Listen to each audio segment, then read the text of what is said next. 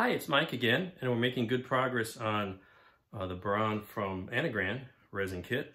And last few days, I've made some good progress on finishing the major assembly and some of the putty work.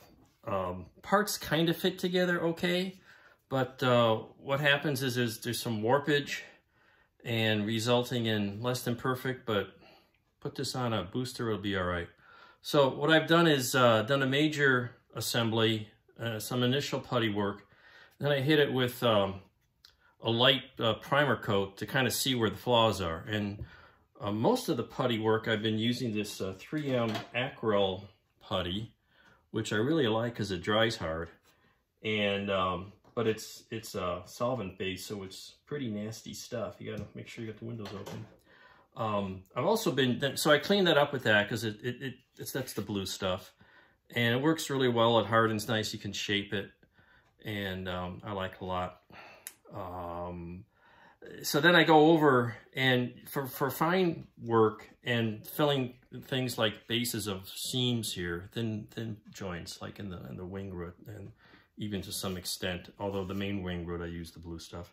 But all this white stuff you see is this perfect plastic putty, which is nice. The problem is it's water-based, and if you wet sand it, all of it's going to come off for the most part. The nice thing, you can do simple joints like this by applying it and then taking a Q-tip, a wet Q-tip, and it cleans it up and you're done. But on flat areas, it doesn't really build up, but it's good for thin flaws, like in some of the seams and cleaning up the windows a bit.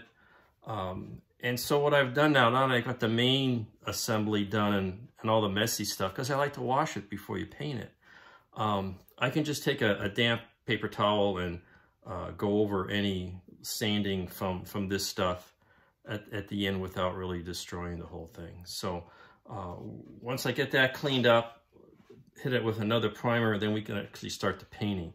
I glued the landing gear doors on, and because of all the warpage and bad parts fit, I'm going to have to fill these gaps with some little strips of styrene.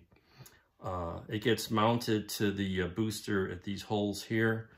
And the other thing I noticed, it's got a hatch on the right side as well as the left side. I think the the plastic kit from ARC has the same issue. But otherwise, it pointed out the windows don't fit perfectly. And even now I'm seeing I'm going to have to go and hit this with a little more white putty because I don't think this did complete finish is what I wanted. Some funky fitting here. So anyway, we're at the point where it's a lot of putty work, sanding, priming, more putty, more sanding, more priming. One thing I did do is I cut out all the little gaps between the tail rudder. On the real thing, you can see there's large gaps there because it's a split rudder. I don't know if that's why, but there are very large gaps. So I went and cut that out with a razor saw and some files. So that's where we are. It's coming along slowly. Tedious stuff, but I'm getting close to where I'd be ready for painting. All the little parts in the back, like the little thruster pods, they fit nice and cleanly, and it'll be easier to paint that and then glue these on, paint them separately, and then glue those on later, including the body flap and the little engine nozzles. So those are waiting till after all the painting's done. Just gonna be easier. So that's where we are.